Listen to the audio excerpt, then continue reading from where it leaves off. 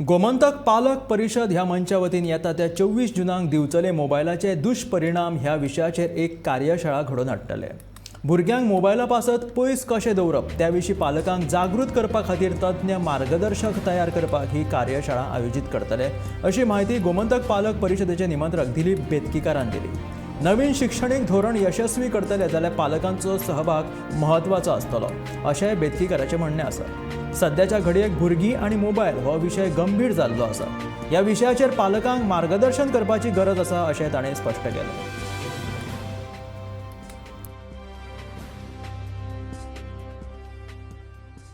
परिषदेमध्ये आपले अनेक प्रकारच्या विविध प्रकारच्या संस्था संघटना यांचा सहयोग घेण्याची आमची कल्पना आहे। शाळा असतील, क्लब्स असतील, नगरपालिका, ग्रामपंचायती, क्लब्स, कल्चरल क्लब्स असतात, या सगळ्यांच्या सहकार्याची अपेक्षा आहे। सध्या एक अत्यंत ज्वलंत प्रश्न जो आहे तो आहे मुलं आणि मोबाईल।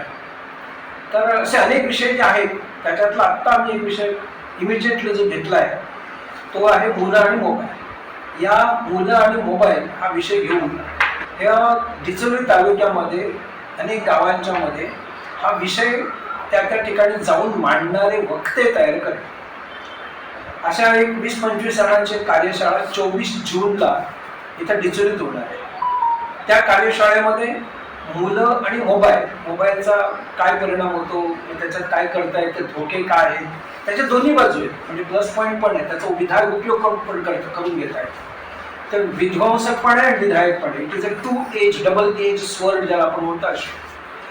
पण याच्या बाबतीमध्ये पालकांना समजावून सांगतो, कारण अनेक पालकांच्याकडे आता जी सगळ्यात मोठी समस्या आहे की अगदी लहान वयापासून मुलं मोबाईलला चिकटलेली असतात, तिथून दूर होत नाहीत आणि त्याचे आरोग्यावर, शिक्षणावर, मानसिकतेवर, कौटुंबिक जे फॅमिलीचं एक स्वास्थ्य असतं त्याच्यावर खूप मोठे दूरगामी असे परिणाम होतात। पण त्याचं निदान त्याच्यातले धोके काय आणि त्याचा उपयोग कसा करायचा, विधायक उपयोग कसा करायचा, आणि नुसता मोबाईल वापरू नका असं म्हणूनही चालणार नाही। ते कधी कसं चांगल्या विधायक पद्धतीने वापरता येईल याबद्दलची एक वैज्ञानिक सर्वदृष्टीने माहिती देणारे काही छोटे छोटे कार्यक्रम गावागावामध्ये घ्यायचे।